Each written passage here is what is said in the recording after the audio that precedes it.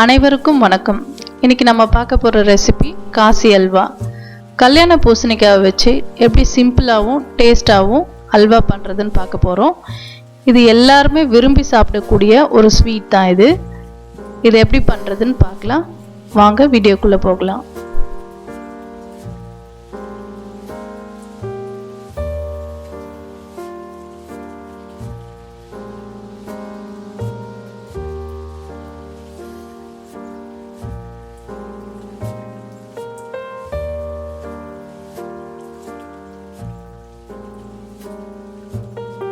இப்போ நம்ம ஒரு பாத்திரத்தை எடுத்துக்கலாம். அதில் கல்யாண பூசணிக்காய் புழிஞ்சு வச்சிருந்த தண்ணி 200 ml எடுத்துக்கலாம். இந்த தண்ணி கொதிச்சதுக்கப்புறம் அதில் நம்ம துருவி வச்சிருந்த கல்யாண பூசணிக்காய் 200 கிராம் எடுத்துக்கலாம். அதை நல்லா ரெண்டுத்தையும் மிக்ஸ் பண்ணி விடுங்க. இது நல்லா கொதிச்சு ரெண்டும் தண்ணியும் அந்த கல்யாண பூசணிக்காய் நம்ம துருவி போட்டதும் நல்லா நமக்கு வெந்து வரணும். ஸோ ஒரு நல்லா குக் பண்ணுங்க இது ரெண்டுத்தையும் சேர்த்து. இப்போ தண்ணி நல்லா நமக்கு குறைஞ்சி நல்லா வெந்து வந்திருக்கு. இப்போ இந்த கல்யாண பூசணிக்காய் நமக்கு இந்த இடத்துல நம்ம குங்குமப்பூ ஒரு பிஞ்ச் சேர்க்கலாம்.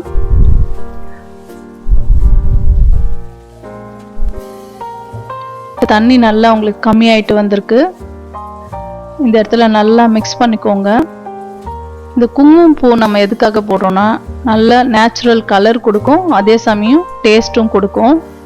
உங்களுக்கு தேவைன்னா நீங்கள் கலர் பவுடர் ஆட் பண்ணிக்கலாம். நான் குங்குமப்பூ தான் ஆட் பண்ணியிருக்கேன். எல்லா டிஷ்லையும் பார்த்துருக்கீங்க. இந்த இடத்துல நமக்கு டேஸ்ட்டுக்காக நம்ம இப்போ ஒரு பிஞ்ச் சால்ட் ஆட் பண்ணிக்கலாம். எல்லா ஸ்வீட்டுக்குமே நீங்கள் ஒரு பிஞ்ச் சால்ட் ஆட் பண்ணிங்கன்னா நல்லது.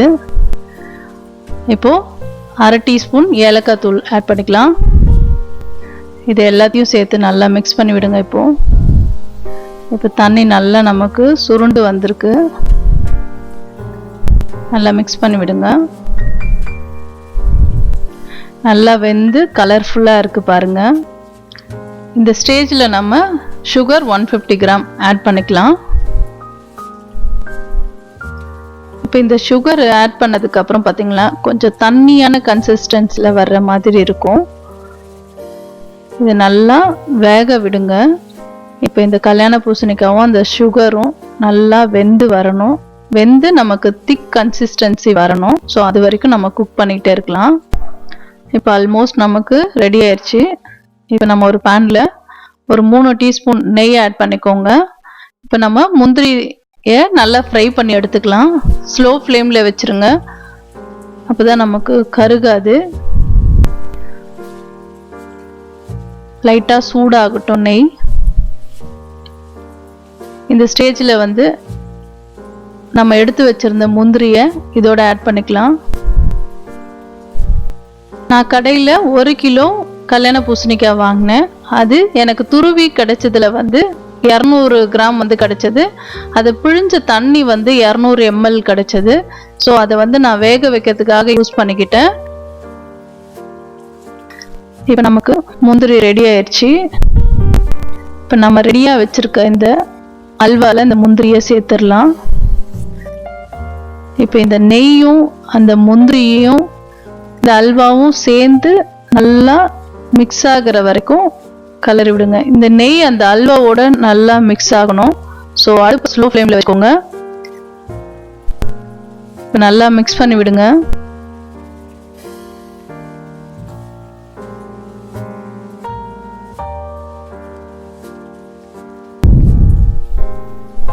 இப்போ பாருங்க அல்வா பார்க்கவே இவ்வளோ சூப்பராக இருக்குது பாருங்க.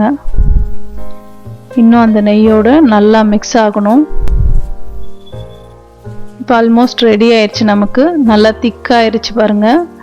அந்த நெய்யும் அல்வாவும் சேர்ந்து ஒன்றா நல்லா கலர்ஃபுல்லாக வந்திருக்கு. இப்போ நம்ம ஒரு சர்விங் பவுல் எடுத்து அல்வாவை மாற்றிக்கலாம். பாருங்க, பார்க்கும்போது அல்வா எவ்வளோ கலர்ஃபுல்லாக அழகாக இருக்குது பாருங்கள். அந்த நெய்யோட வாசம் சூப்பராக இருக்குது பார்க்கும்போதே. இந்த ரெசிபி உங்களுக்கு பிடிச்சிருந்ததுன்னா சப்ஸ்கிரைப் பண்ணுங்கள், லைக் பண்ணுங்கள், கமெண்ட் பண்ணுங்கள், ஷேர் பண்ணுங்கள். நன்றி.